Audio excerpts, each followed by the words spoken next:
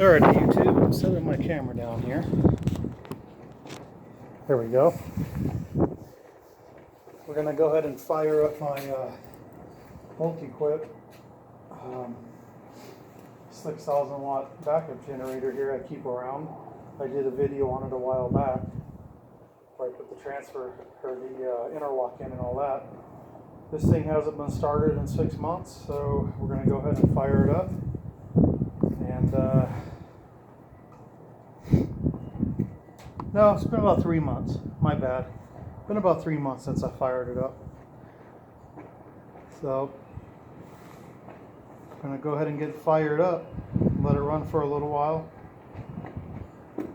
So let's see. Looks like everything's on there.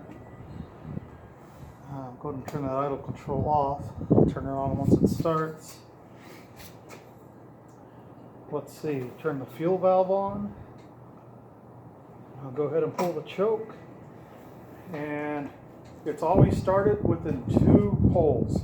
So hopefully it doesn't fail me this time. There goes one.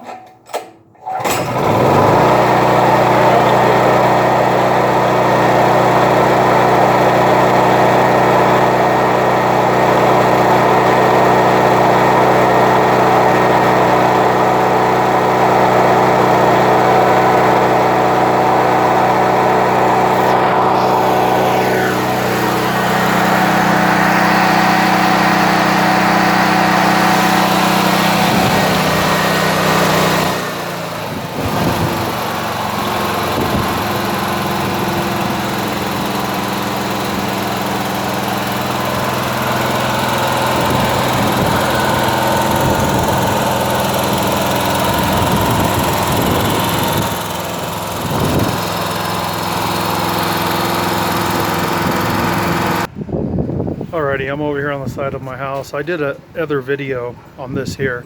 You can dig through it and check it out and find it. Here's my plug-in for the generator power right there that I installed, and my interlock and breakers and everything is in my panel there. I've got it locked, but that's all in another video you guys can dig through and find if you're interested in that. So anyways, I like to start it up every 3 or 4 months. Let it run for about 10-15 minutes. And then I'll go ahead and turn the fuel valve off. I'll run all the fuel out of the carburetor until it dies. And then I'll go ahead and put it in the corner of my garage and wait another 3 or 4 months till I start it. It's just good to have a generator that always fires up. I said it always fires on the second start, and sure enough, it didn't fail me this time.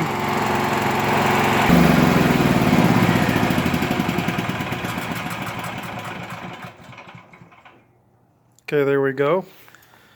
I went ahead and turned the fuel valve, the fuel petcock off. I went ahead and ran it out of fuel. That's what you just heard.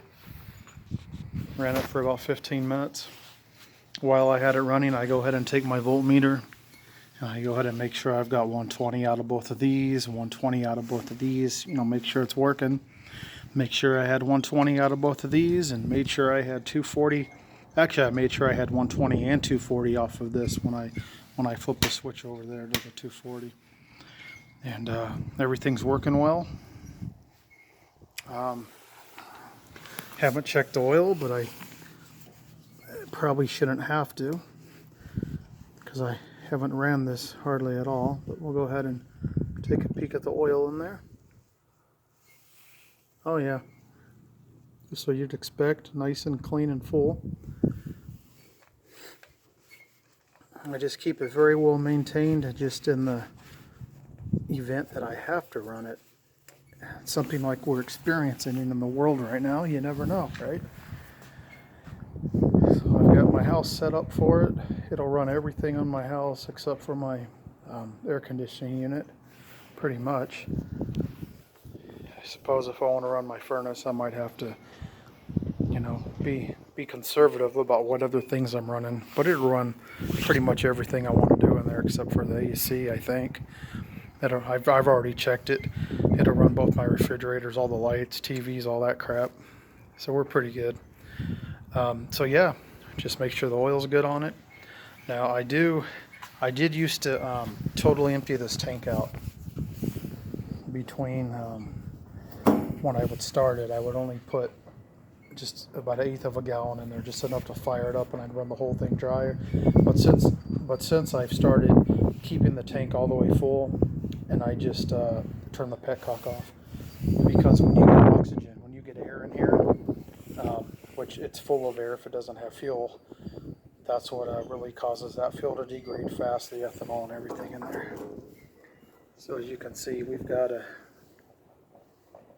well, I don't know if you can see or not, but it's pretty much a full tank in there.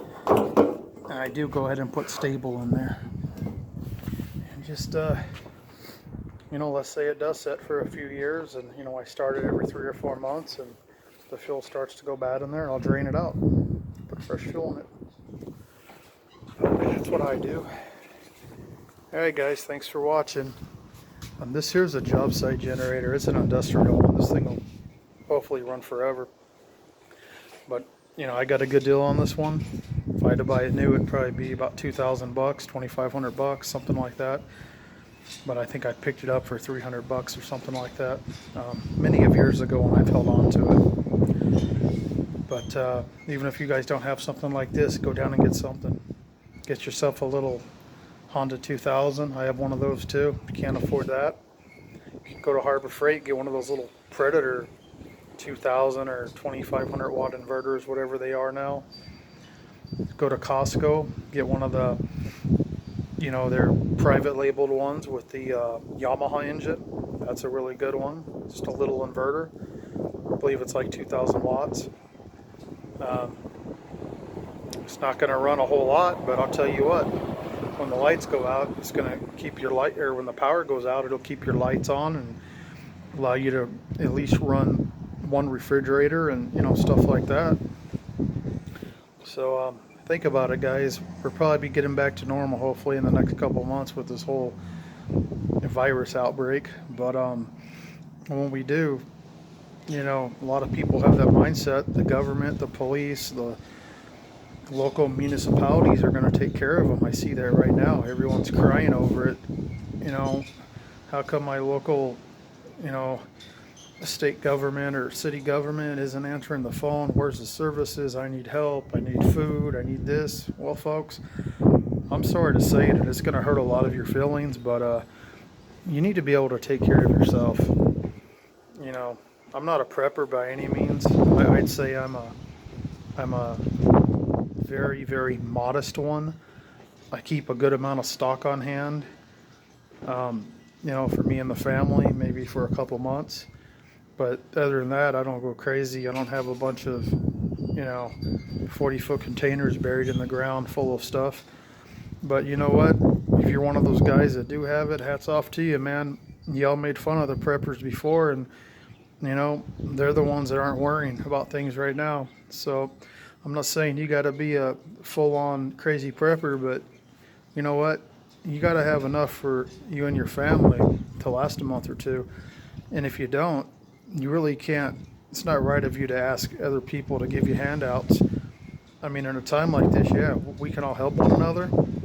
I have no problem doing that. But all these people crying and whining that never saved up a penny or doesn't have a, you know, pack a bottle of water in their pantry or box of cereal or anything else, wake up, guys. Now's the time to wake up and start saving up. You don't gotta go take a couple $1,000 out, man, and do it in one day. Do it a little bit here, a little bit there, but definitely get stuff stocked up, guys. We cannot rely on the government, and we shouldn't have to. You know, we should rely on ourselves.